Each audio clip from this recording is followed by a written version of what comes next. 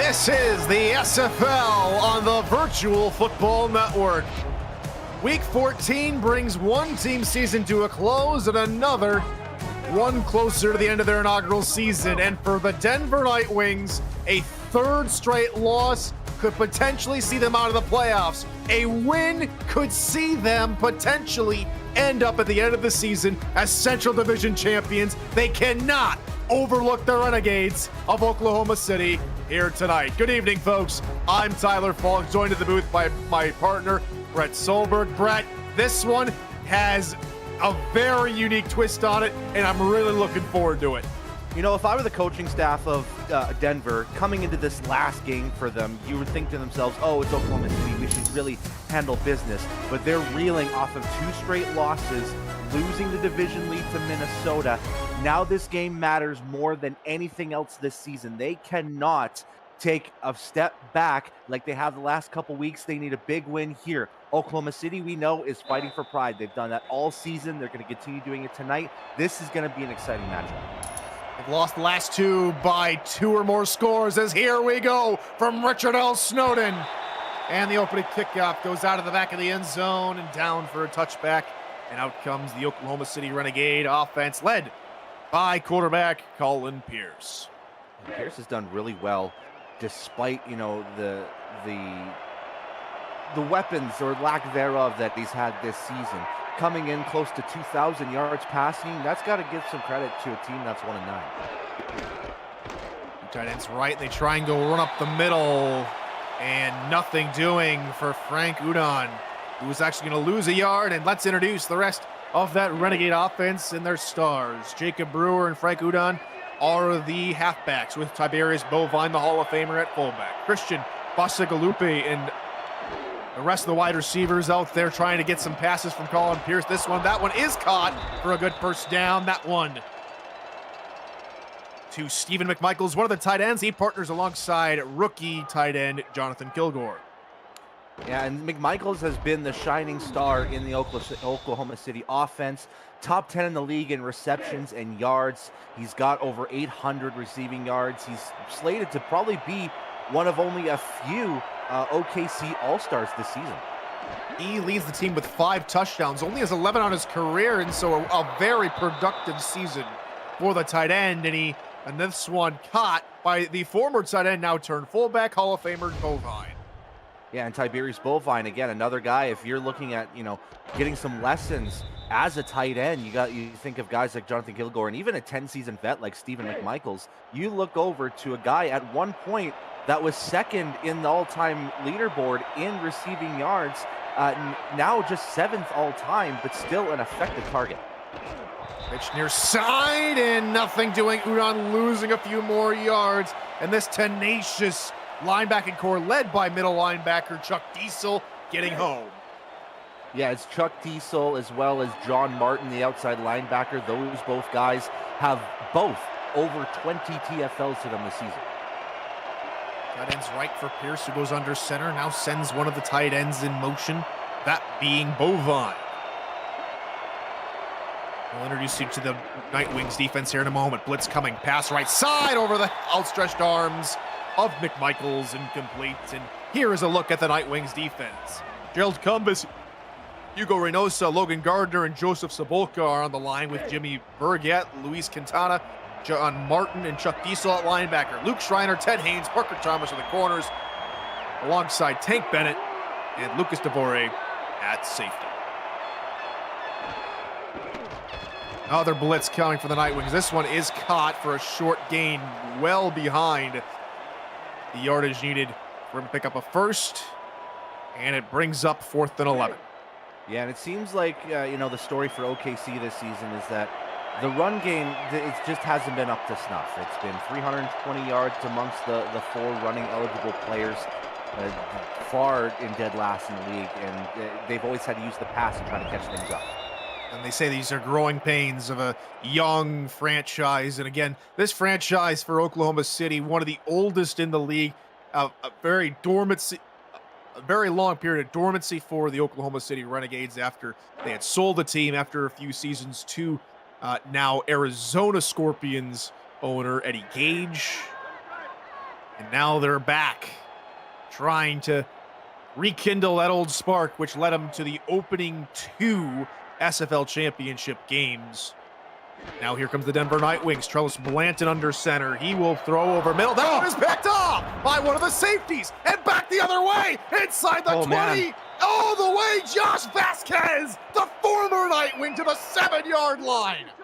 The one glaring thing that has been a struggle for Denver this season has been the pass game in terms of trying to get hot quickly. They are a run-first team, and the first play that they do is a pass. You can tell Blanton overthrew that ball a good 4 yards, and it went right in the breadbasket of Josh Vasquez, who had plenty of space over on the left side. OKC with a prime opportunity to get some points on the board here early in this first quarter. And with those tailbacks, again, they don't do a whole lot of production, but this is bread and butter territory for any tailback. Can you punch it in inside the red zone? 7 yards left to go. This feels like an easy job, but it's OKC we're talking about too. Blitz coming, Price over the middle, incomplete hit just as the ball touched his fingertips. Excellent coverage from the Denver Nightwings defense, and it brings up 2nd and goal. And just to clarify as to why, OKC is averaging 2.2 yards per carry. So even then, after 3 plays, it'll be tough for them just to get to the 1-yard line if we go with the stats. But right now, if they go with the pass game, they've got to find someone like McMichaels or Kilgore. Find the big bodies. 8 men in the box right now for Denver. Price back to throw again. Looking right side, that is caught. Bovine! Touchdown! Renegades strike first. Yeah, and I like this, little adjustment that we've seen from OKC. They started the season by using Bovine as just a true fullback, but over the course of the season, they've been more flexing him out as another tight end option in certain, multiple tight end sets, as well as a slot receiver. And he was in that far right tight end spot, stayed open. You trust those hands. I was talking about them earlier, how he's a trusted asset in the catching game, and OKC, surprisingly enough, on the road strikes first. And just like that, the Renegades take the opening lead here in this one. They punish the only play from scrimmage that Denver had, turn it into a pick, a deep return by Vasquez to the 7, and they punch it in from 7 yards out with a TD pass to Bovine. Renegades 7, Nightwings nothing. Just 2.5 minutes gone in regulation. It's a short kick. A lot of wind here at Richard L. Snowden as the return gets good. Breaking out of it. Looking near side. Down the sideline. He's Jay gone. Viper inside the 30. What a way to answer. Nightwings score. We're back to a tie game. To steal a quote from WWE commentator Michael Cole, the Viper strikes! An amazing return that I thought maybe would have been stifled at around the 35, but he finds a way to shut off that tackle. You see it on that replay there, and then gets plenty of space to cut over to the right side. Just has one kickoff guy to return to get around, and he breezes right through. Viper's got that speed. Viper's got that ability. Forget about the 7 that OKC scored. We're back to evens. He slithered through the tackles, and then all that stands them in between them and a tie ball game is a Jordan Bradshaw extra point. Snap spot kick is up, and it is good. 7-7. Nightwings have only had one play from scrimmage, but it didn't matter as the special teams get it done on the return. And it's 7 apiece. Really, we can just narrow this down to OKC defense 7, Denver's special team 7 at this point. Just like that, the offense is just hanging on for the ride as the kickoff goes again to the back of the end zone. And out comes the offense again for OKC. Did a pretty okay job on the last drive. Got a few positive plays, but they're going to need some more here on their third possession after the short field in the second resulted in a touchdown. That was only a few seconds ago. Bovine now going to go slot receiver to the left side. Blitz coming, heavy blitz coming. Price, and that is incomplete. Hit off a couple of hands and off the hands finally of Christian Bosicaluppi. It almost looked like it was going to be caught by Batsagalupi as well, but it manages, a couple deflections here and there, and it falls a little bit short. But I think OKC, they need to continue going with that pass game. They're starting to see some holes in that Denver defense. Another blitz coming. Pass right, incomplete. Hit hard again. Another pass breakup there by Luke Schreiner. And you can tell right away that Denver isn't a team that's, going to pick you off all that much. They only have 16 interceptions to them this season, 11th in the league. They're more so focused on getting to the body more than the ball. 3rd and 10 now here for Oklahoma City.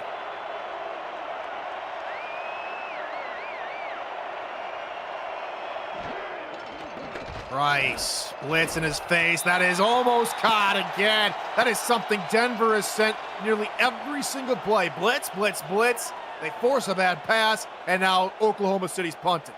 Yeah, it's Denver forcing Pierce's hand to throw it as quickly as he can.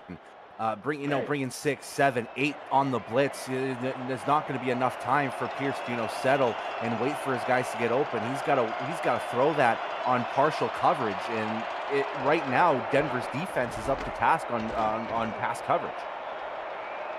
Ron is on his way. Fair catch called near midfield by Viper. Doesn't fancy a return this time, and that is where Denver will take over here for their second possession of the game. Only just one play on the last possession. We won't talk about that. I'm sure Phil Blanton won't want to. As here comes the second play from scrimmage of the game. Another pass from Blanton. That one also a dangerous one into double coverage. Diesel among others trying to knock it away from the wide receiver Dylan Lewis, and let's meet the rest of the Nightwings offense. Dwayne Salmons, Bailey O'Shaughnessy, other tailbacks with Ari Mills and just Ari Mills at fullback. Jay Viper, Logan Keel, Jeremy Mosley, and Dylan Lewis. The wideouts with Marquis Sango at tight end. On the line, it's Gene Benazzi, Igor Barbatov, and Marcelo Martin leading the charge. Flip out left side, caught by O'Shaughnessy. He goes nowhere. 3rd down. Yeah, interestingly enough, first 3 plays of Denver's offense tonight have been all 3 passes. I'm surprised because you've got 2 600-yard plus running backs in Dwayne Salmons and Bailey O'Shaughnessy, and they have yet to have a rushing touch. Play action, blitz coming from that side. Pass near side, incomplete, flag! Maybe a bit too early on the tackle. In fact, it is pass interference on Oklahoma City. 3 first down for Denver. A little bit of a ticky-tack call. It could go either way, but I can understand what the ref is going for because it was very clearly it was a prime opportunity to catch that pass. Again, could go either way, but it sides with Denver. Maybe a little bit of home cooking, but they get an automatic first down, and now they can move themselves forward. That was Brady Clark in coverage on the ever-dangerous Logan Keel, who just needs 38 yards to hit 12,000 in his career. Pass underneath, finding Keel. That's a pickup of 3. And again, they go with the pass. This is the 5th straight pass that we've seen from Blanton. And this might be just a little bit of a change in philosophy because, starting off the season, we saw Denver run the ball a lot. And there was, certain games where Blanton threw the ball 10 or less times in certain contests. But over the last couple weeks, we've already seen Blanton throw 25 plus. Ron middle, O'Shaughnessy sliding through his offensive line to get close to the first down. He marked just a half a ball length shy.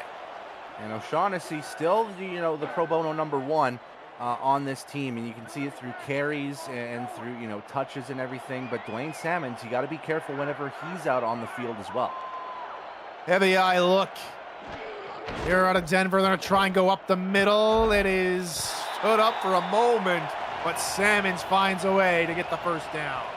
Yeah, and I can see Denver going run a couple more times just on this drive alone, a couple consecutive times. Now that Salmons and O'Shaughnessy have a look at what the defense is giving them, now they can start, maybe cooking things up in the run game. Approaching the halfway point here in this first quarter. Handoff, O'Shaughnessy near side, breaking out of 1-2 tackles, but then brought down by Reigns after only a pickup of 1. Yeah, and OKC's goal has to be stop the run game and force Blanton to throw these footballs. You have to remember, in his last game, he was forced to throw the football, and he was forced into 5 interceptions. Two tight ends near side. Blanton under center. Heavy blitz coming. Left the wide receiver free. Dylan Lewis inside the 10, first and goal. Yeah, always have to be careful when you bring the house. If you're wanting to get to that quarterback, you got to make sure that he has no look whatsoever to get a pass off, because if he does, one of those receivers is going to get open. Dylan Lewis, wide open down the middle, not a problem whatsoever. First and goal coming up for Denver.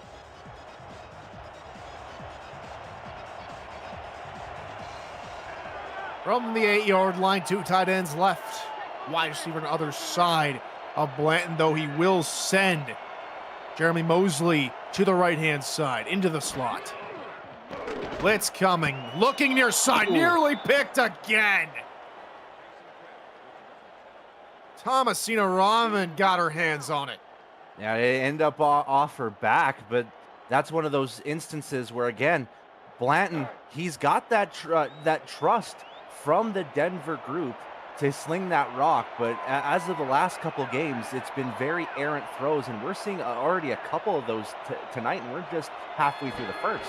By formation, handoff middle, Shaughnessy, bottled up, wrapped up, taken down at the 5. And right now, if you're looking at this from a Denver standpoint, 3rd and goal from the 5, this is a wide open playbook. You can go with the short pass, or you can trust someone like Salmons to get that run up the gut for the touchdown. Formation that looks like they're going to send the blitz, and they get home! Oklahoma City get home for the sack. Big-time play from the only star defensive lineman here in Oklahoma City, Shin Yoneda. And I believe, if I'm not mistaken, Tyler, that is the first sack this season for Yoneda and his second in his career. So this is a big marker for Yoneda, who has been trying all season to get to the quarterback and finally gets it on game 11. Second sack of the season results in a Denver field goal, which they knock it through. First lead of the game here for the Night Wings.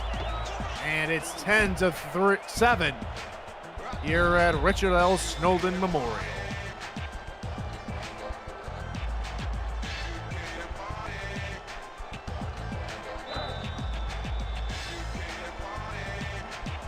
Pretty solid game going here in Denver, and the Night Wings have the lead, but they will kick it off here to Oklahoma City, who will take another knee back in their own end zone. No return this time for Christian Bashikalupe, and out comes the Renegade offense, who have struggled so far to do anything on their side of midfield. And I think right now the focus has to be in protecting Pierce, making sure that he has time in the pocket, because Denver has brought the pressure early on in this game. They need some yards on first down. We've seen him go back a couple times on first and second down, as Price tried to get away and can't. Backwards again for 5 yards.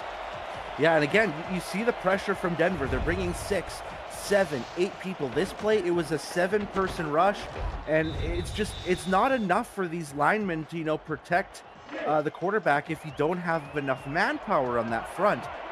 Unless you have to find some type of quick route to get your receivers open, it's not going to work. Two tight ends, another blitz coming. Price looking right side into, oh my goodness, into coverage. 16 yards and a first down. A brilliant pitch and catch. McMichael's on the receiving end. Yeah, and we've seen this a lot this season from McMichaels, where he can just find a way to catch a football in double or triple coverage and still will his way to a long first down catch. And those are the momentum setters that you need if you're Oklahoma City. You need those catches from your big name players. Price to throw under pressure. Second sack of the drive for Cumbus. 6-yard loss this time around. Now this could be a game for Gerald Cumbus, and this not only for him, but I would also look at Hugo Reynosa as well. Those edge rushers could be feasting tonight if this keeps on going. That's 2 sacks in 3 plays for Cumbus alone, and OKC can't afford to keep being in deep down scenarios. Tight ends right, 4-3 look out of Denver, blitz coming. And Price down again, Cumbus again! Third sack of the first quarter. Yeah, not a problem at all. He's just absolutely no pressure whatsoever for Cumbus. He just goes right through the line, has no problem whatsoever. And if it keeps on going this way, Tyler, we could see a 12 sack performance.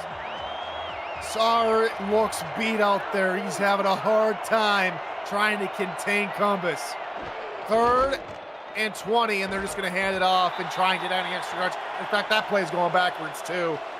And Oklahoma City's going to have to punt. It's easy to say here, Tyler. A disastrous set of downs. 2 sacks, a loss of yardage on a conservative run play. It basically gets them back to where they started. On his way, and Denver will have excellent starting field position on inside enemy territory on the Oklahoma City 47-yard line. And while it's their first season back, not necessarily their inaugural season, Oklahoma City, but just like we saw with McMichaels here, Brett, maybe not having a whole lot of quote-unquote stars allows for people like McMichaels to shine. You see a lot more of their impact individually than you do see, say, in like in Denver. You have a lot of people like this guy, Bailey O'Shaughnessy. He's definitely a star. And he's telling me to shut up about talking about Oklahoma City. Yeah, this is a danger when you're playing a Denver team because they're one of the best running offenses in this league, bar none.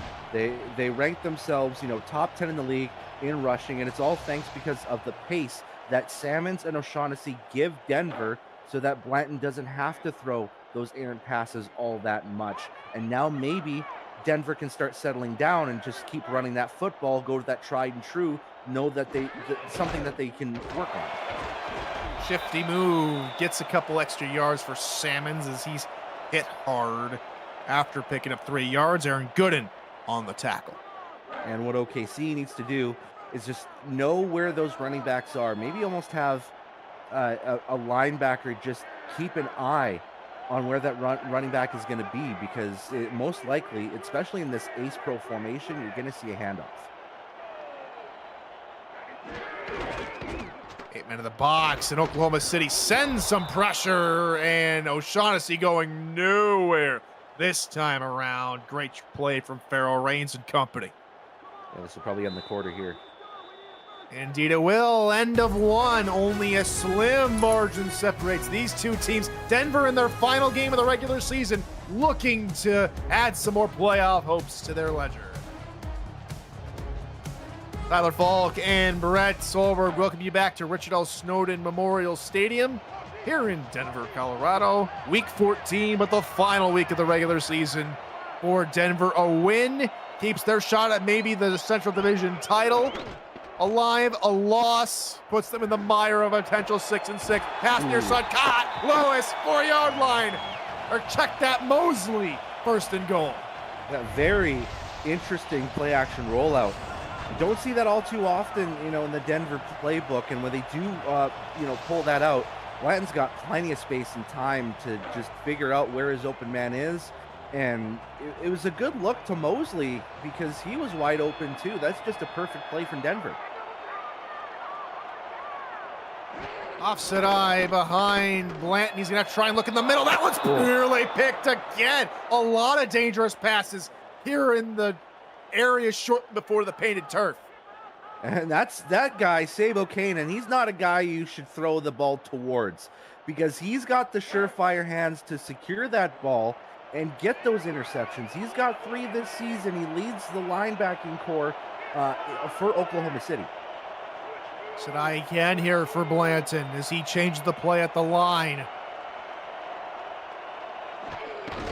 Blanton will hand it off to O'Shaughnessy, trying to push the pile. Excellent wrap-up tackle from Brady Clark to deny him the touchdown.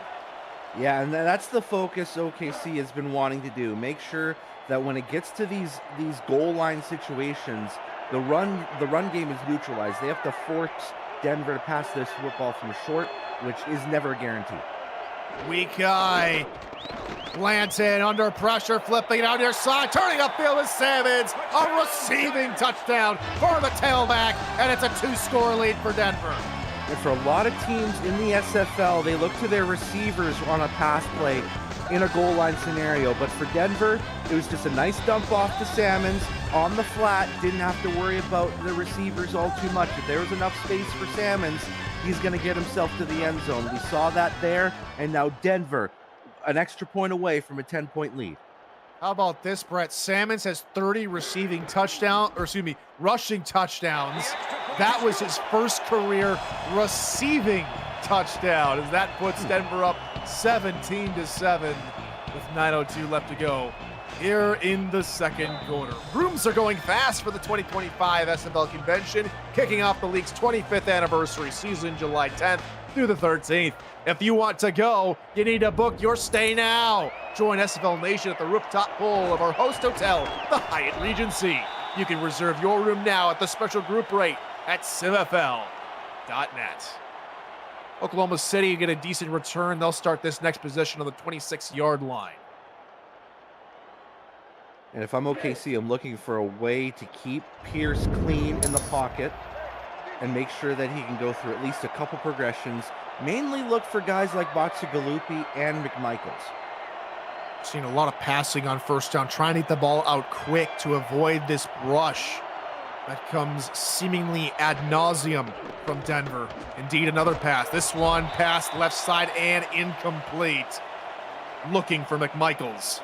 It was in and out of his hands, and it was a good work from Tank Bennett to just push McMichaels enough to jar that ball loose, and that's all you can ask for as a safety.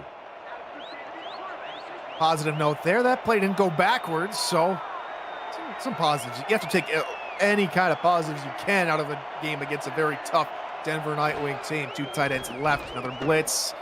Pierce looking near side and incomplete. Looking for Galupi, who can't haul that in. That brings up 3rd and 10. Man, it's been tough going for Pierce since the touchdown score that they had earlier from the 7-yard or from the 8-yard line that got Bovine open for the score. It's been very, very tight coverage from the Denver secondary to prevent these passes from being fully completed. Galupi in motion from right to left, dragging Ted Haynes with him in coverage. Pierce can't get away from the pressure. Another sack from Denver. That one will be a drive killer. And that was John Martin coming in off that opposite side. We've seen Cumbus come from that left side. This time it was Martin off Denver's right side, and again, no protection whatsoever for Pierce, and he was just thrown straight to the ground. Out comes James Fiegels to punt this one away. Fair catch called for near the 35. They'll say at the 37-yard line by Jay Viper, and that is where Denver come out in the field. And for all intents and purposes here, Brett, Denver has had a very good recovery season. It's been 7 seasons since Denver has had a winning record. With a win here today, it could be the first time since they won the SFL championship back in season 16 when they last had a winning record. That is what's also at stake today.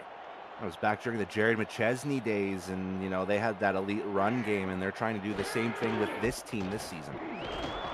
Run middle, O'Shaughnessy 5-yard gain on first down.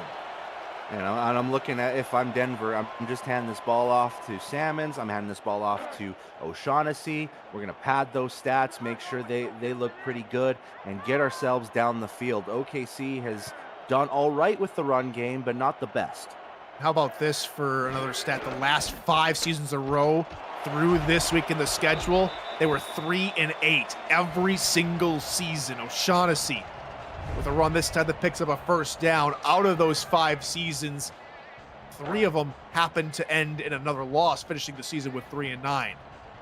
Yeah, and it's been a hard build-up since that season 16 championship squad, because after that second title, they tried to get things back, but ended up with a 4-8 season. And then a lot of those trusted players left afterwards, so it's been a long rebuilding campaign for these Nightwings. On near side, minimal gain for Sam. It's actually a pretty decent game, up to a 6-yard pickup. And Denver will set up for a 6-4 as Oklahoma City, again, for them, the streak reaches back all the way from their last championship appearance back in season 2. They haven't had a winning season from season 13 to season 3. And of course, being dormant from season 14 until this season, and just trying to figure out a few things in this new age of the SFL. The SFL has changed quite a bit since the Renegades left in season 13. They came in they left just after the progression era started here, Brett, and now we've changed engines. We have a lot of more personalized branding. All these uniforms have been changed, and they're more customizable. Stadiums are customizable now. A lot of things to get used to now here in this new era of the SFL for Oklahoma City. Shaughnessy runs right side, flag down near the backfield. And Brett thinks it's a hold. The referee is going to say it's going to be a block in the back. And this will push Denver back 10 yards, so we'll redo third down. It'll be 3rd and 18. Now it kind of forces Denver into a passing situation, which I think pays to the benefit of Oklahoma City, just because it's a deep down situation, and you can kind of tell it almost looked like going back again. I'm doing a wrestling reference, but a Ric Flair chop block back in the 80s from that block in the back. So now Denver's paying the price and going 3rd and 18. Trying to give that linebacker a dead leg. Usually you see that with a leg, but he just dove trying to take out his legs. 3rd and 18, longest third down play we've seen out of Denver today, as Blanton's going to look right side. That is caught a yard shy. The line again, a 17-yard pickup from Logan Keel, but just 2 yards short. And they used that rollout again, and it worked to perfection. This time they went to Keel, but the defense was ready, and they said to themselves, they're not going to get to this first down marker. And now, 4th and 2, OKC has made defensive stop. Agony there in chat. Point Brady Clark and Tiberius Bovine were on the season 13 Oklahoma City roster. A bit of SFL history for you. Thank you, Agony. And this will be caught at the 16-yard line, hauled in for a fair catch by Basigalupi. And now out comes Oklahoma City. They haven't moved forward on any play. Going all the way back, it's now a 6 consecutive play streak where they've moved backwards or have gone nowhere, all the way back to the last catch made by Tynan McMichaels. This one overshot, incomplete, make it 7 in a row. And I didn't mind that look there, going with the rollout this time, mainly trusting in your block. Well, not so much trusting your blockers, but trusting in Pierce to get a little bit extra time on that rollout. It worked pretty well. He just overthrew Bovine by a good couple yards.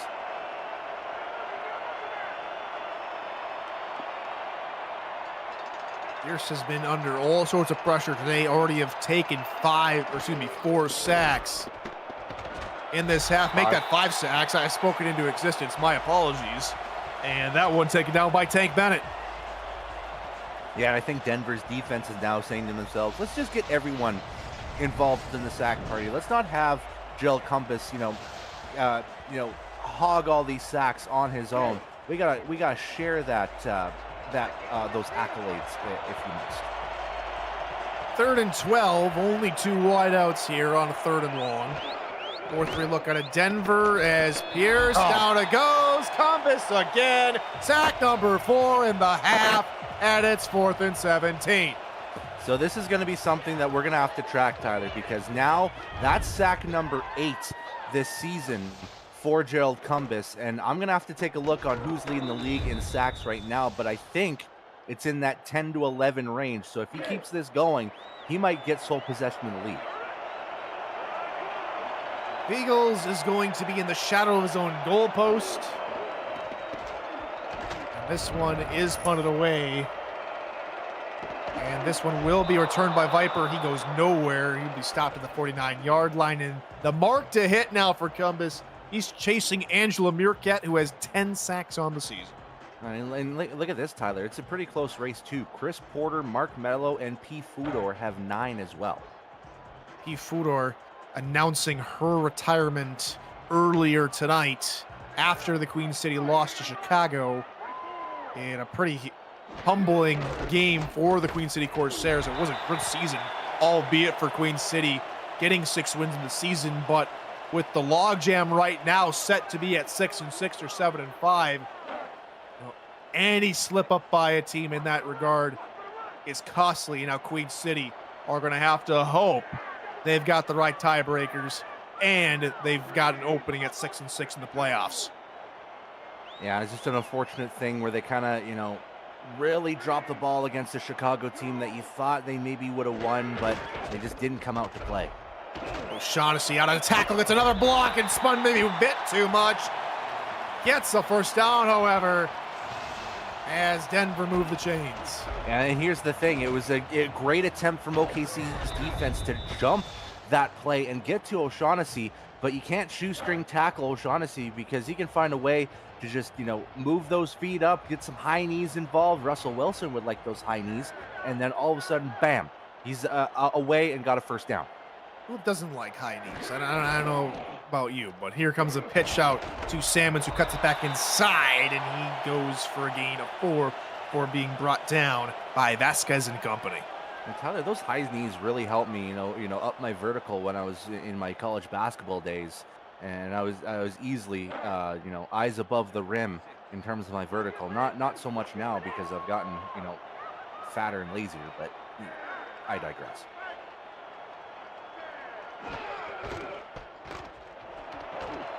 Another run, this time for O'Shaughnessy, and he will fight his way for a first down. And here's what we're going to see probably a lot for the rest of this half is going to be runs for O'Shaughnessy, runs for Salmons. You see Salmons in the backfield for this play, but this is what Denver does to move the chains. They like to chew up that clock. They love to hand it off. Already over 80, make it 90, looking for 100. Salmons to the 1, and he steps out of bounds. Probably eclipsing 100 yards combined for these two tailbacks, and they're knocking on the door for more points.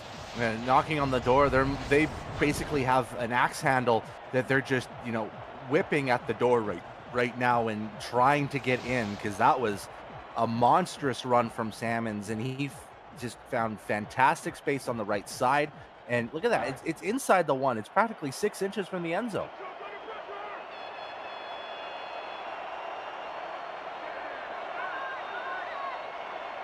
Wetton under center, goal line defense for Oklahoma City, handoff middle, Salmons gets the push from his O-line, and Denver get another score, 23-7. Now he's got a touchdown on the ground after getting a touchdown in the air. It's been all Denver this second quarter. No movement whatsoever from the OKC front has resulted in Denver just having great field position and now getting into the 2-minute warning with a massive lead. What a way to do it. 2 minutes to go here in the first half. Denver looking for an extra point to make it 24-7. This is the SFL on DFN.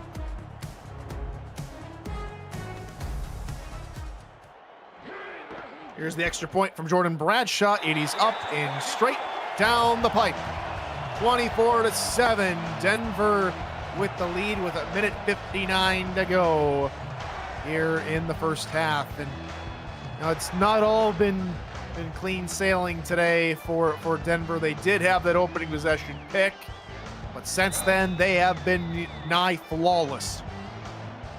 Yeah, and you could just see in the team stats in the form of 156 total yards of offense compared to OKC's 21. And the kneel down taken by Justin Scraggs. And that'll put the Oklahoma City offense at their own 20-yard line. And we're talking about Cumbus now with 4 sacks in this first half. It ties a Denver Nightwing team record for most sacks in a game. That stat courtesy of Denver owner Jeremy Vega. Thank you for that little tidbit. Now let's see what happens here. Do the Renegades go a bit more up-tempo? They try to with this pressure. Rice, floater, bubbled in, incomplete. Oh my goodness. Lucas DeVore had the pick a couple of times and just let that one slip through his grasp. Yeah, and this is something that we're going to see probably through the rest of this game, Tyler. Denver at least bringing 6 and they brought it with some heat and then some.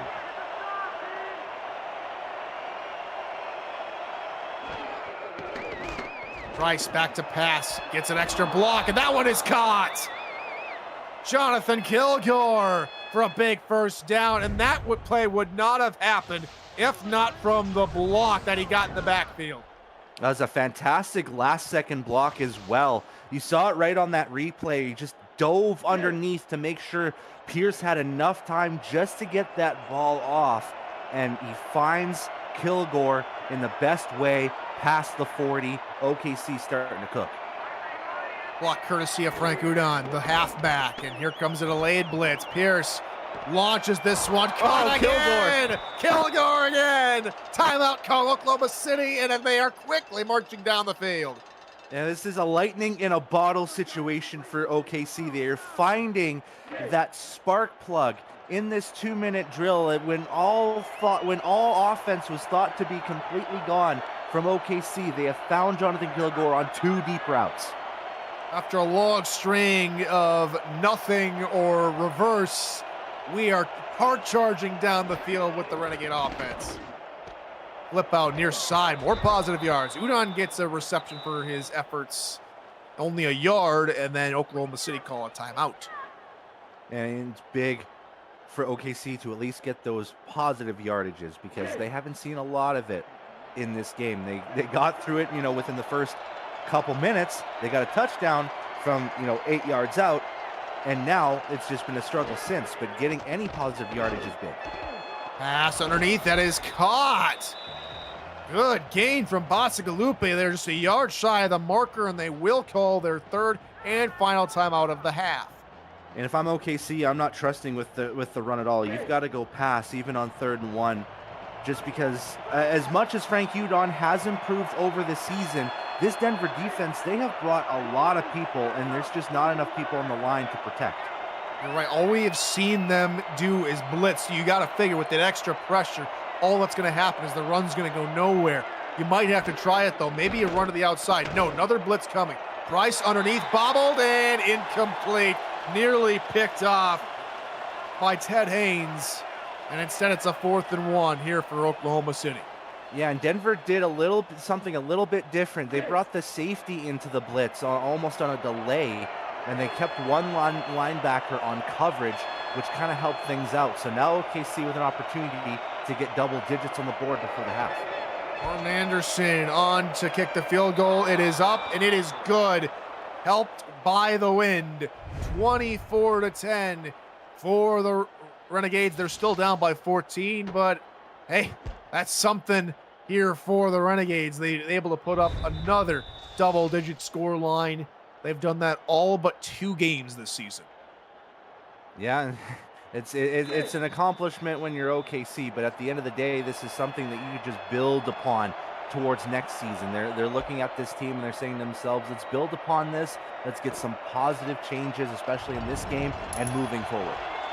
All but 4 games, excuse me. Oh, what a run back here from Logan Keel. A couple of nice moves up to the 45-yard line with 55 seconds to go. And they will get the ball back to start the second half, so you have to wonder, with this good field position here, Brett, do you try it? Do you try and get more points here at the end of the half? In NBA, they would call it a 2-for-1 scenario. And with 55 ticks left, they've got good field position. They need to give themselves, 35 yards to get into Jordan Bradshaw's range at the end of the day. So I would take my chances. 55 seconds with all 3 timeouts. Might need a bit more than that because they are kicking into the wind. Blitz coming, pass near side, it's caught. Keel! Oh, they're going to get that enough more. Touch on the ball from Blanton, and indeed they will. Out of bounds near the 15-yard line. Who cares if you need to be on the outskirts when you can be right smack in the middle of field goal range? And here we were worried about them maybe getting 35 yards in all 55 seconds. Tyler, they do it in 6. It's just one amazing catch and run from Logan Keel. It gets them inside the red zone. And such a pretty pass from Blanton. Just enough air underneath that football to fit it in. Over the outstretched arm of the defender. Looking for it. Oh, here. Oh! It's picked in the end zone. A second pick of the game for the Renegades. This one, Thomasino Ramen. That's crazy. I thought that was going to be a catch for Mosley, but that, I'm gonna blame that on Mosley here. He thought that he had the possession, so what he ended up doing was just making sure that he secured the ball, but he didn't move with the ball. And Rahman was in the right place, had their hands on it, and OKC gets another turnover.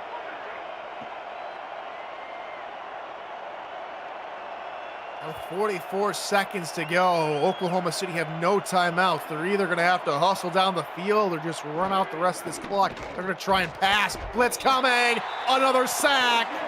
Can't do that. Chuck Diesel gets in on the sack party. That's now the 7th sack of the game for the Denver Nightwings defense tonight.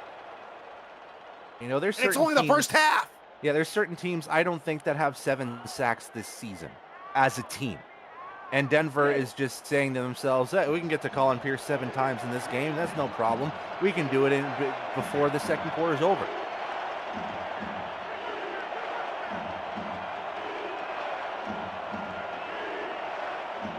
Bovine motions out to the left. Another quick pass. This one off the hands of McMichaels. 4th and 16. They're going to punt it away to Denver with the wind, with 28 seconds to go, and the Nightwings still have all 3 timeouts. And this is such an interesting situation because they're going to be punting this basically at the goal line. And this could be, returned, I would say, maybe at the 50. So there's a significant chance Denver can still get points out of this. Comes the return for Viper, and he gets up to the 49-yard line. And for the first time tonight, we'll shoot it back to Cameron Irvine in studio, who is a game break from Carolina and Cincinnati. Thank you, Tyler. This is a shocker. Marcus Dunhill's got 4 touchdowns to 3 different receivers. That one goes to Chase Earl, and Carolina is all over Cincinnati in the 4th right now, 31-14, making the Sin City Samurais game against Central Division rival to Denver, Minnesota next week. All that much more important. Back to you. Thank you, Cam. Sky Yang flying high in Carolina in the battle of what I can only describe as baseball uniforms. Gray on white. First and 10. We were just talking about this. It's essentially Yankees versus Red Sox that we're seeing in the other side. Let's see. Pass, middle, caught. First down and more to the 40-yard line. Denver will get back to the huddle. Prine, I will get to your question here in just a moment. As Blanton looking middle. That was, oh, what a catch! First down again. A brilliant catch from Marquis Sango, the tight end. And that's our nice hands catch of the game, brought to you by Retroid. Put a Retroid handheld in your hands and play the only video game with your player in it. SFL 4K23. And they're going to kick a field goal from 46 yards out. I feel like every time you do that ad read, you run out of breath and you're just on like that last gasp on the last couple words. And here's the field goal. It is going to sneak in with a second to go. And so Denver gets a second bite at the cherry to get points after throwing a pick in the end zone. And that one, oh my goodness. Probably kissed the post on the way by.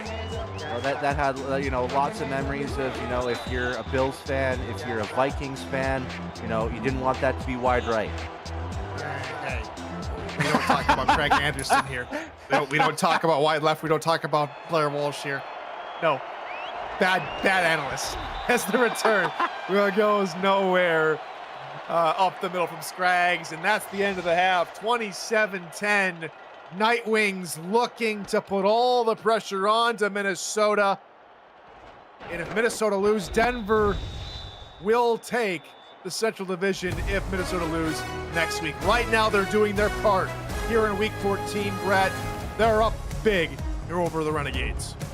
Well, let's be honest with ourselves, Tyler. This is, kind of the expectation of this game. From what we've seen these two teams perform this season, OKC, despite having a smaller roster, they have been fighting, but that lack of roster depth has caused them to, be behind in this scoreline. And what's been really working for Denver, it's been that run game. Bailey O'Shaughnessy and Dwayne Salmons are starting to rocket themselves, and the pass game has been effective in moments too. Trellis Blanton at 137 unofficially in terms of yards, along with that touchdown. What's killing them right now, though, has been the 2 interceptions from Blanton as well, because this could easily be an even bigger blowout, but they're being held back. And the reason why that defense has been held so tight, we're looking at that guy right there. 4 sacks from Gerald Cumbus in the first half. And let's take a break, presented by Breaks GPT. We just pulled a full-size Taylor Swift helmet. Shout out to all our Swifties. Travis Kelce. This is a Giants Lawrence Taylor. Patrick Mahomes. Chad Johnson with the Ocho Cinco. We have a Drew Brees. Is that an O.J. Simpson jersey? An Aaron Rodgers. Oh my goodness. Tom Brady! Tom Brady! Break into the world of sports memorabilia collecting with Breaks GPT, featuring signed football jerseys, helmets, photos, and more. Breaks GPT offers you the shot at winning autographed and authenticated sports memorabilia at a fraction of the price. Join the community of collectors on our Breaks GPT Facebook page and lock in your shot at hitting a humongous headliner on our site, breaksgpt.com.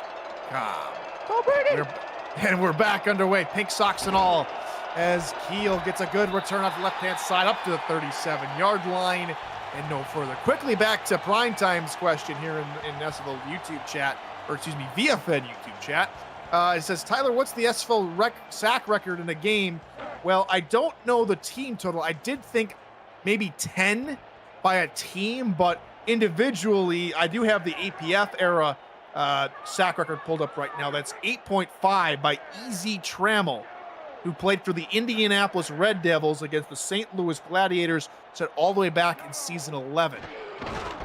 Cumbus now with a whole boatload, and here comes Salmons with a good run past midfield up to the 48-yard line, and right now Cumbus with 4 sacks on the game. Yeah, and right now total 8 in the season. I just checked it. P. Fudor had a sack as well, so she's currently tied with the league lead with Angela Meerkat, 2 ladies on top of the sack leaderboard. Who would have thunk it in this league? But everybody's welcome in this league. Doesn't matter what gender you are welcome. Come into this league, enjoy yourself. From the Renegade 48-yard line, here comes another handoff up the middle for O'Shaughnessy. He is corralled. They're going to say he only gained 3 that time. Looked like he gained a few extra, but the Renegades will take every yard they can get. That's exactly my thought, is that it looked like maybe a 5-yard gain, but the refs say 3, and they're kind of giving a little bit of favor towards OKC, where it's like, you're trying hard. That's it. It will give you back a couple yards. Run middle, and good defense, good pressure as Oklahoma City plug up the holes where Salmons was trying to sneak through, and that'll result in a loss of a yard. Yeah, and now it's an interesting 3rd down scenario. Now it's 3rd and 8 coming up for Denver. They are probably going to go into a passing down. We see the quads formation forming for the Nightwings. Play action, Blanton looking left, that is caught. First down and near the 22-yard line. This time Mosley hauls it in. Yeah, and Mosley doing a great job just getting in front of the corner, making sure that, he had an open look. He had Blanton, kind of look at him. Even though there was, 2 defenders behind Mosley, he stayed in front. Mosley's a big body. He's one of those tall receivers in this league. I believe he's 6'4", so he's going to be one of those, big targets that, can easily blanket 2 receivers in front. On Salmons through the middle, taken down by Vasquez after Salmons broke a tackle. 5-yard gain.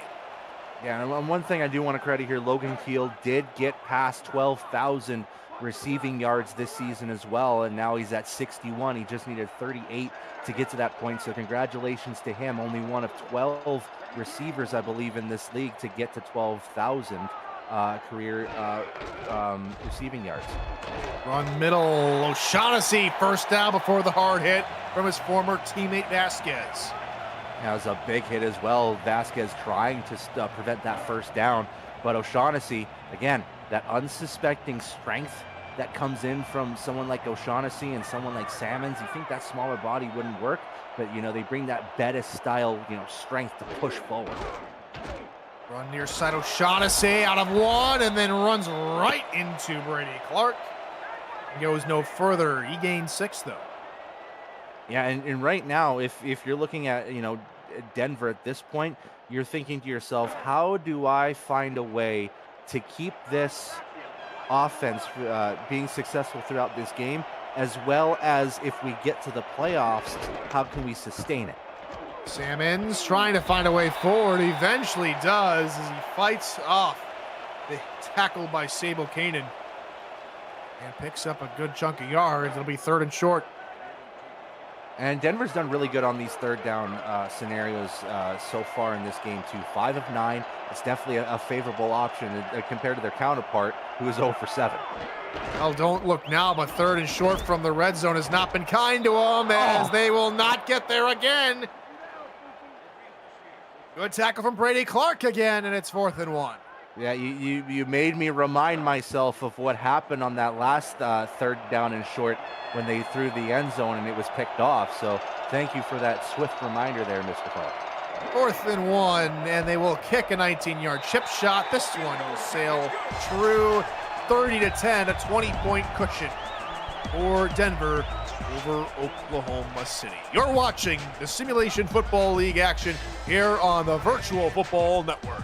This week on VFN will feature SFL tonight, the UFL Monday and Wednesday, and the SFL's SFLM's final week of the regular season, middle of this week, followed by the end of the regular season for the SFL, kicking off Friday. It's another week of nonstop action right here on the Virtual Football Network.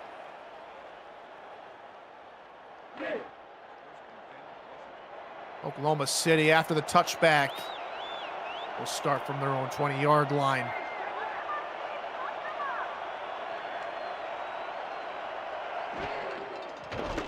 Six-man rush. Here's that one's caught. Turning upfield, Basagalupi out of a tackle down to the 49-yard line. A great pickup and a good run after catch from Christian. And that's what the Renegades need to do now. They got that first play.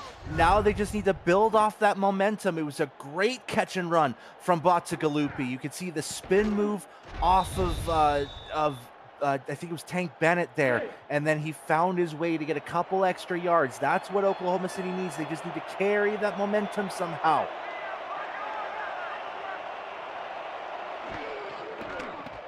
Rollout near side. Price couldn't get rid of it in time. Chuck Diesel in on another sack. Second one of the game. Denver now have 8. Yeah, and it keeps climbing up, and they just continue to bring that pressure. We've seen it all game. And it just feels like we have to count whether it's, 6, 7, 8. I think there was one play that they brought 9 out of the 11, and the other 2 were just on basically zone coverage. Colin Pierce has now been sacked 42 times this season. That is most in the league. Pierce looking right side, tipped. Excellent extension to knock that ball free. And it's 3rd and long. Well, Colin Pierce can look at it this way. 42 sacks for Caleb Williams would just be a regular Sunday night this season. Wow. Oh, wow. You see, folks, it could be worse. 3rd and 15 here for OKC. Pierce, right side, couldn't maintain the catch. Basagalupi against Luke Schreiner. We've seen that all night tonight, and Luke has won the majority of the battles. Yeah, and it's been really tough because when you fight from behind, it almost feels like you have to do a little bit more. You have to, really pressure yourself to get those catches, and sometimes you can almost psych yourself out in that way, and sometimes those surefire catches can sometimes turn into, slippage, and you think that, all of a sudden your gloves have freaking popcorn butter on them. We want the SFL to reach more people. Do you? The best way to do that is to smash that like button. Leave a comment on the video. Subscribe to the channel. You can help us reach all the people who need more football in their lives. Thanks for your support of the Virtual Football Network.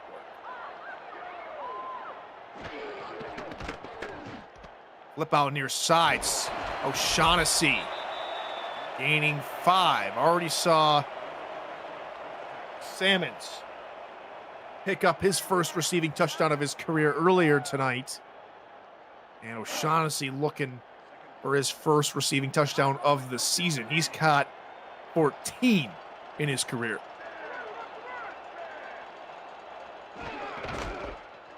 Handoff middle, and Salmons. Ooh, good little gain. Gets just a yard shy of the line to gain. I think that was Brady Clark who rolled with him to stop. Almost looked like he was going to roll into that first down, but he was stopped last second, and now Denver has a 3rd and 1. I formation here for Blanton. Try and hand off to O'Shaughnessy. Gets out to the left-hand side and finally brought down for first down yardage in just under 100 yards total team yards for Oklahoma City. Nightwings closing in on 300. That's just been the pace of play here for Denver. Denver knew they had to get off the schneid after 2 straight losses, and they are playing very good football here tonight. Pass near side. That is caught. Keel for a gain of 9. Yeah, and I have to think if you're Denver, you almost wanted to think of this performance as something similar to the game in Charleston. Even though they were on the road at Charleston, they performed very poorly in that game, and you could probably have that same thing said from the Denver coaching staff. So they didn't want a repeat performance against a team like OKC, and they performed very well, especially on both sides of the ball.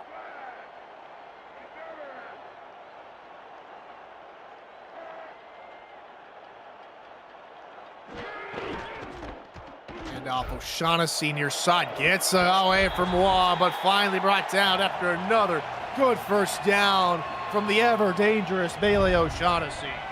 Tyler, you know what helps, offenses, cruise like they do in, certain games like this? When both of your star halfbacks are averaging over 5 yards a carry.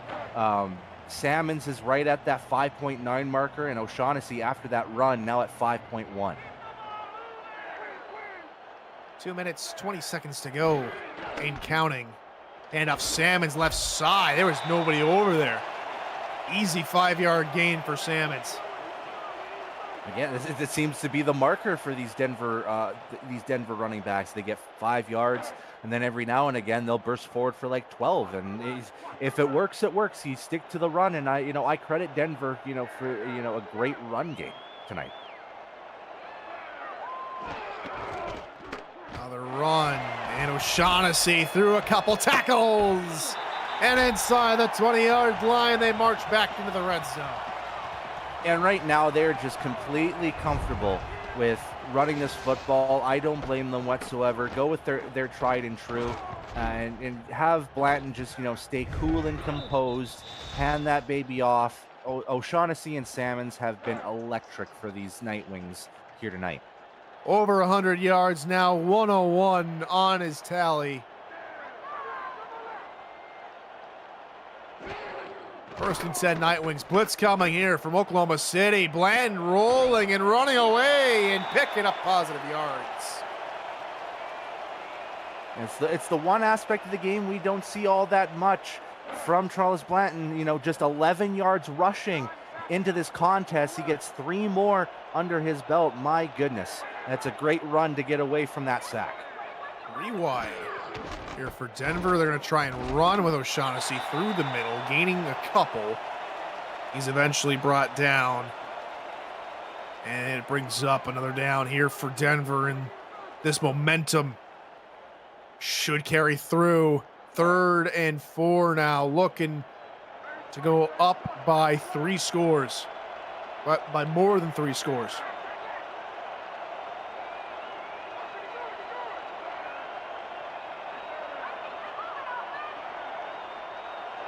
Mosley, the man in motion. 20 seconds to go in the 3rd quarter. Blitz coming. Screen pass. Salmons looking for his 2nd career receiving touchdown. Gets them both in this game as Denver pile on the Oklahoma City pain.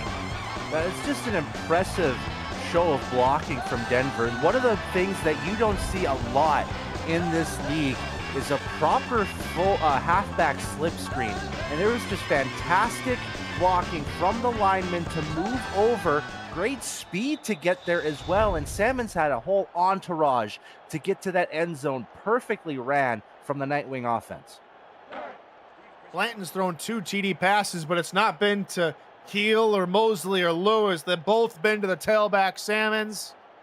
With 15 seconds to go in the third quarter, snap spot, extra point is up and good. 37-10 after a long 4-minute 22 play drive. And Brett, you think, well, these teams don't have a whole lot of history, do they? Well, actually, you go all the way back to the inaugural season when Denver played Oklahoma City. This was the matchup that started the Denver Nightwings franchise. Back then, they were known as the San Antonio Vaqueros. And that was the Oklahoma City Renegades win against the Denver Nightwings franchise, 28-17. Since then, they played again later on in the season in week 6. The Vaqueros took away the win 23-17 at home. And then when they played one final time before tonight, before the Renegades bid adieu for a little bit, the Nightwings took home the win 34-16. This one now looking like this might be the largest margin of victory between the Nightwings and Renegades, standing right now at 27 points. We've hit the end of the third quarter. Get your fours up and Chad. 37-10. Denver looking to put the finishing touches on their regular season. Welcome back to Richard L. Snowden Memorial Stadium from Denver, Colorado. I'm Tyler Falk in the booth. With me is Brett Solberg. A special thanks and shout out to our statisticians, Ron Haynes and Justin Reside, and to our SFL Commissioner, Kevin Irvine, in production. That pass over the middle on the first play of the the quarter, is incomplete. That was intended for Stephen McMichaels, the tight end. Yeah, and that one, it feels like Pierce is kind of, starting to force these throws a little bit, but down 27, you're kind of forced into one option, and that's trying to get some quick scores to try to come back into this game. So even with those linebackers stepping back on coverage, Denver is still doing well. Here's throwing into triple coverage. That one batted up in the air, falling harmless to the turf. And that's just what Oklahoma City's had to deal with this season. It's not been an easy road for them. They've tried different things, but the one thing that Oklahoma City I think has got forward for them here, Brett, is they're not going to be like the San Diego Mavericks back in season 16. They are going to finish with at least one win in that column, and that is something to be heartily proud of. Fumble pops free, and Denver do recover. Peterson there falling on the loose football as Denver will get the football after the punt. And Tyler Falk, the soothsayer, talking about saying things, speaking things into existence, saying, the small bright spots of the season for OKC. That's a bright spot in this game here, forcing the fumble, almost had an opportunity to get that ball back, but just couldn't get that recovery. So Oklahoma City, and we've seen it all season, they're going to fight until the very last second on the clock.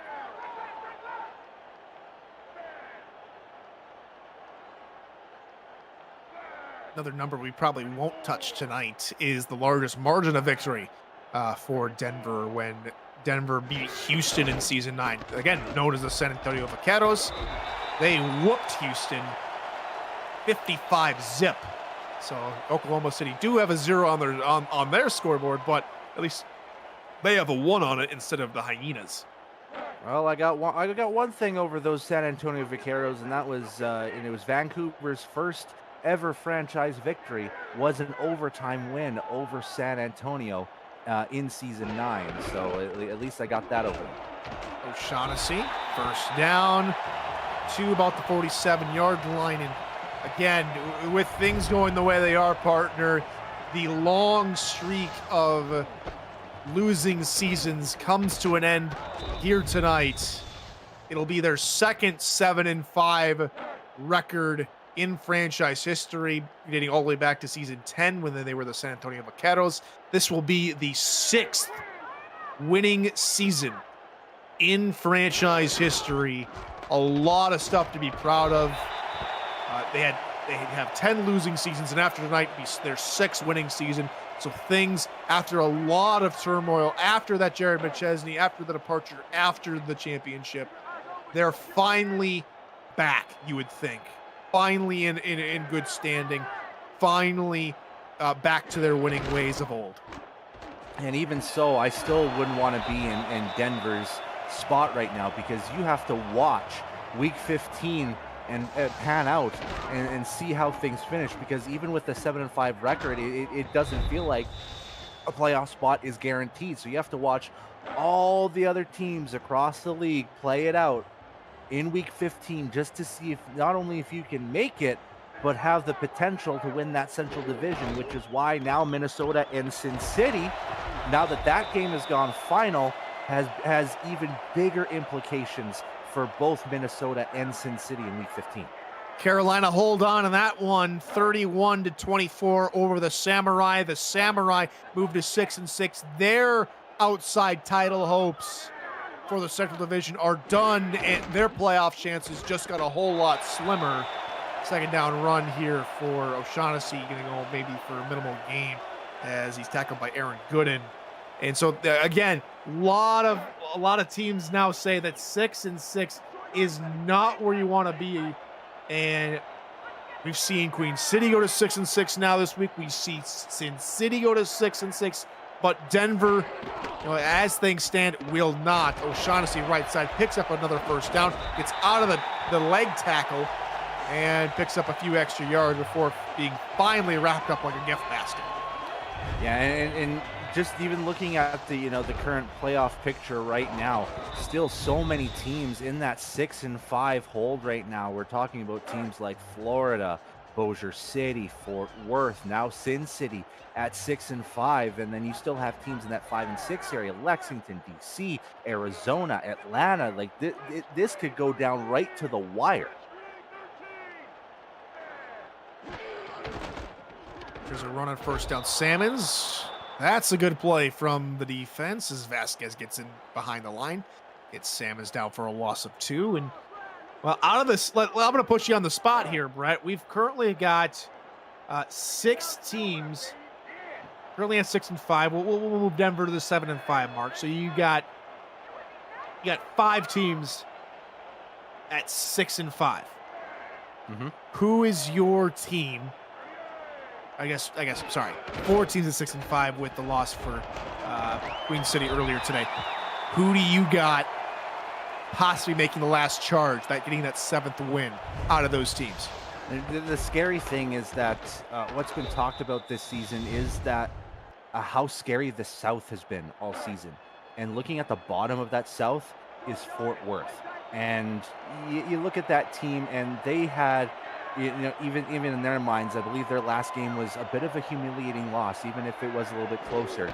Now they want to get themselves that final win and make sure that all 5 teams make it to the playoffs, as Dwayne Salmons has a powerful run to make it 1st and goal for Denver coming up.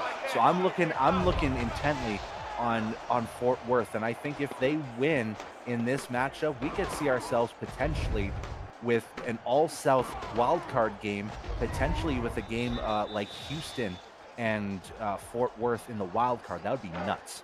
It certainly wasn't the game that Fort Worth would have wanted against Pittsburgh on Friday. They lost to an already eliminated Riverhog team 27-17, which again puts them in this quagmire of hoping that they have the right SOV, they have the right tiebreakers to get them in the playoffs. But they're also going to need a win. That pass over the middle, this time intended for Marcellus Rivers. The tight end falls incomplete. It'll be 2nd and goal. But man, you got to look at it's these little games, these hiccups, these speed bumps, the teams where on paper it looks like you should beat them, but it's not always the case. Denver right now proving that it can be done here against Oklahoma City, while Fort Worth earlier this week could not.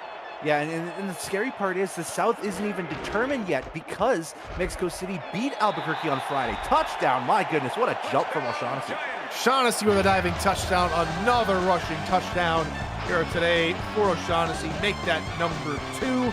He's got over for close to 150 rushing yards. It's been all Denver after the first quarter. Yeah, it felt like throughout this whole game, that first quarter, You had elements of OKC maybe trying to fight within it, but Denver, they just kind of locked in once that second quarter started and didn't give OKC a chance to even get back in this game. And we have not seen any pointage since that last field goal from Anderson. And now it's ballooned all the way up to this now 44-10 game with 5 minutes left in this game. And with this being the final game of Week 14, and this week may be wrapping up today and right after this game, but Mike Daggs and Gerald Smith will kick off the final week of the regular season on Friday at 7:15 p.m. Eastern with the Matt Wilson Kickoff Show. Keep an eye out for the Flex Week 15 dates and times for the final matchups. It's all right here on the VFN.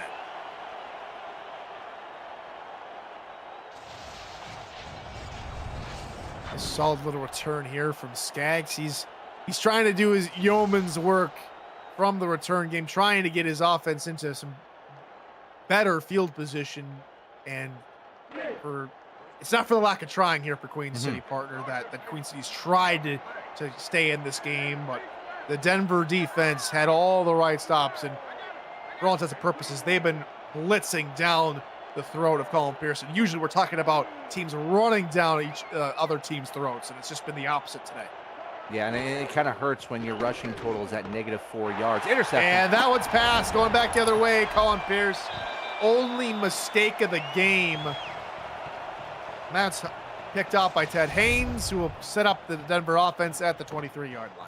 Yeah, just a rough going there, almost like the icing on the cake in terms of, a night to forget, especially for that OKC offense. You feel like there was maybe some momentum getting started when they had that first touchdown. It was a short drive, but it still got them, the score, but they just haven't found that magic since. And now Denver, they could cruise, they could get themselves another score, and they could put up a 50-burger here.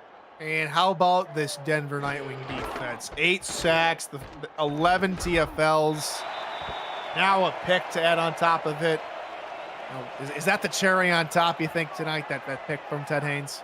Yeah, and I think so. And this also, I will say, this is the highest scoring game for Denver this season as well. This tops their Week 6 performance against Indianapolis, where they beat them 38-7. So now we're just looking forward to if they can get themselves that 50-burger. And you keep talking. I'm going to look at some stats here. All right, hands off. Right side O'Shaughnessy, and he's going to roll for and they're going to mark him just shy to see the knee came down right before he finished that roll. And so they'll bring up 3rd down. And we've seen a lot of good play today from O'Shaughnessy. The linemen and tight ends getting heavily involved in the blocking. And back to your point earlier in the game, when Jared McChesney left, O'Shaughnessy was brought in, and he was stellar.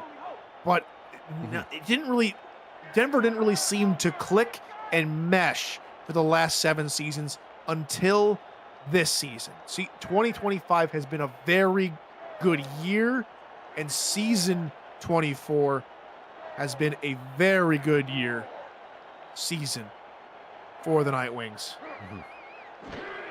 3:30 left to go in regulation. They just need a half an inch, and they'll pick up roughly 146 more inches that they need.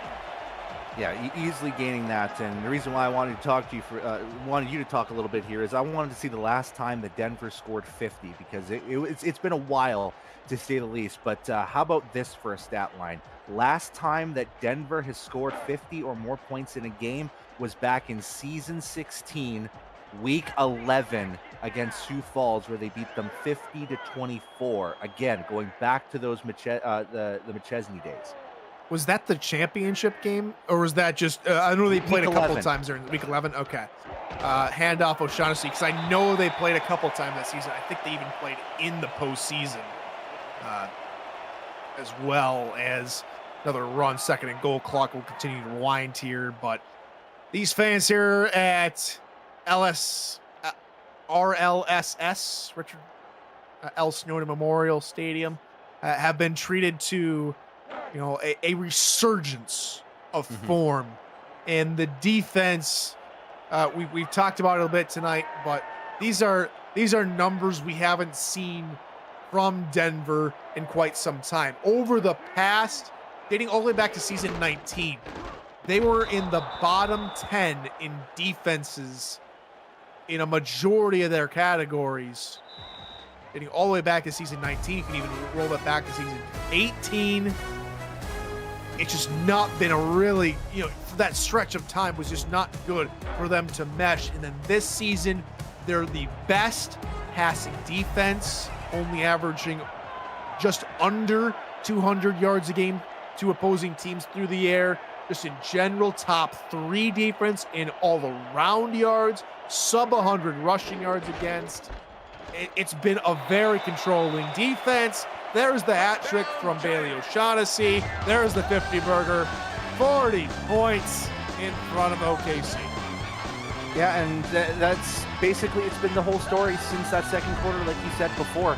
It's been just a dominant run game, and this is basically, in this second half, a showcase of sorts for Bailey O'Shaughnessy and Dwayne Salmons. Is now 172 rushing yards between those two just in this second half alone.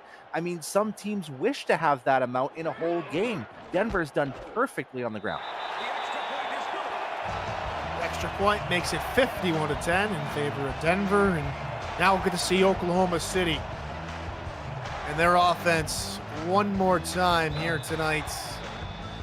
And some were thinking here, Brett, they got their only win in their return to the SFL on the road against Indianapolis, and maybe something was kindling for them to get another win here in their final road game of the season, but it just will not be meant to be. They will return home to play a DC Dragon team who need that win to have a sniff at the playoffs. That's going to be another good game coming up this upcoming weekend, week 15. A lot of huge playoff implications for a lot of teams coming up. Especially looking at that Sunday slate. We got Houston at Bossier City, Mexico at Arizona. Arizona desperately needs a win to secure themselves a playoff or get themselves opportunity to playoff position. But that marquee matchup, Albuquerque against Fort Worth, that is probably the game of the week for me. How about that from Luke Schreiner? That's his 6th pass deflection of the night. That leads the entire game. He's just been playing stellar football tonight. His other pass, that one is a bit too far out to the outside. And I like Jeremy's words here tonight. Get GG OKC. First season is never easy. We went 3-9 our first season and then made the championship game the next. You guys are capable of just that. And that's the thing. Oklahoma City has got a lot of great people in it. They're looking to add more here in this upcoming offseason. And I think Oklahoma City, with that core they've got right now, I think they've got a shot at building something great. Every journey begins with a single step, and sometimes those steps are painful and they're filled with potholes and cacti and road runners, and just throw everything is in the middle of that road, but somehow you got to wade through it. And these tough losses, these growing pains of I wouldn't say new, but a resurgent Oklahoma City it's going to be tough. 4th and 10, possibly the final offensive play of the game for the Renegades. Bovan in motion to the near side. Colin Pierce looking to pass, looking a floater outside, looking. Vasigalupe couldn't find it. That's a turnover and downs, and Denver will take over.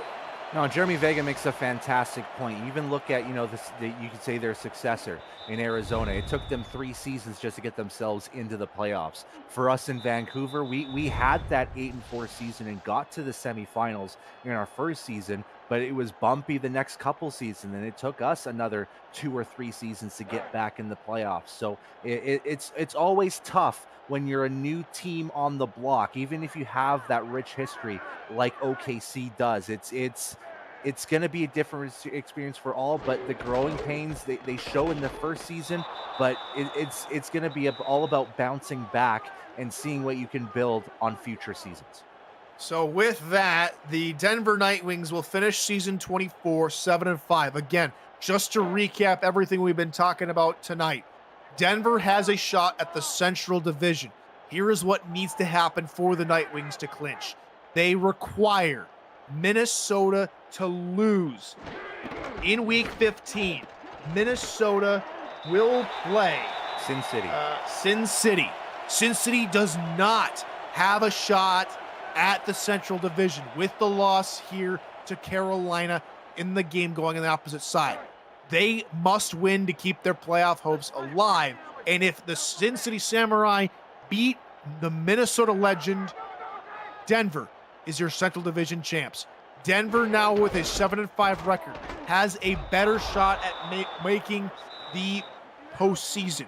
Tentatively right now, Minnesota and Sin City is a prime candidate to be the final game of the regular season.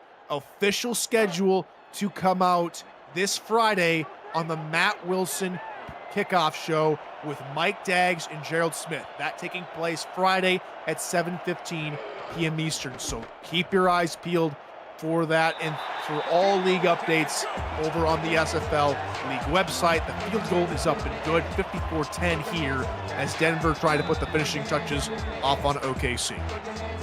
Yeah, and if it stays as that Monday nighter, I think every Denver player is going to lose all their fingernails after biting them off because of the anticipation and waiting.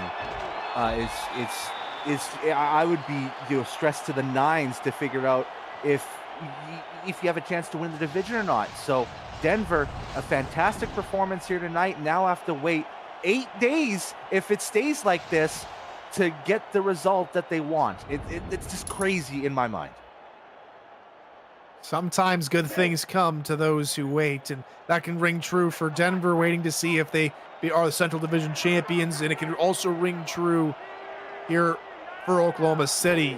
Good things come to those who wait and plan and maintain, and oh my goodness, McMichaels bobbled it. That nearly fell right into the lap of Ted Haynes, who would have had his second pick of the game. Yeah, that was almost a gift wrap for Ted Haynes, but OKC is, again, fighting until that last second. That's what they're going to be known for this season. Even if they're down 44 points, they're looking at this as an opportunity to, find what their strengths are and build upon it as sack number 9 this season, second for John Martin.